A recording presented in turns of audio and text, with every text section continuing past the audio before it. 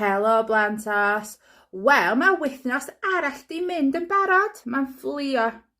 A sôn am fflio, mae mis Ionawr yn mis andros o bwysig i'r RSPB, sy'n edrych ar ôl Adar ni. Mae'n andros o oer a does am lot o bwyd o gwmpas i'r adar bita. Felly mae'n andros o bwysig bod ni'n rhoi bwyd allan iddyn nhw. A mae'n ffordd andros o hawdd i ni wneud hynny, a dwi'n dangos i chi heddiw. Fyddwch chi angen hadar i'r adar, bach o braster, cwpan neu potyn, a bowlen, a llwy. Un gynta, dyn ni am roi'r braster yn y microwave.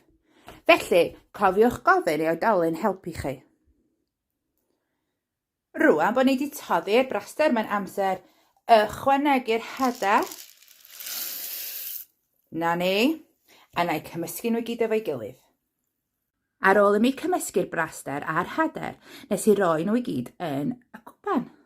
Fel yma, mae hi'n syniad rhoi corti fewn yn gynta, reid yn siŵr bod o ar y gwaelod, a wedyn allwch chi tywallt yr holl beth ar y cortyn, a wedyn fydd yn hawdd i hongian ar y goeden.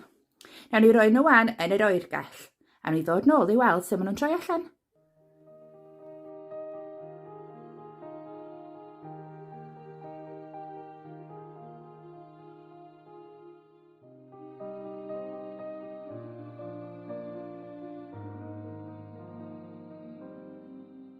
A dyma ni, dyma'r bwyd i'r adar.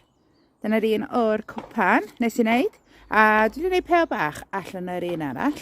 Cofiwch chi i plygu'r cortyn drosodd a rhoi cwmwl ar y gwaelod. Nes mis Kelly anghofio wneud o efo'r un yma, felly o'n rhaid i mi troi fewn i bêl bach fel yma. Ond, allwch chi ddefnyddio unrhyw beth. Allwch chi ddefnyddio dwylo chi a jyst creu bêl bach fel yma. Neu allwch chi ddefnyddio cwpan neu potyn, neu wrth gwrs potyn iogwrt neu rhywbeth.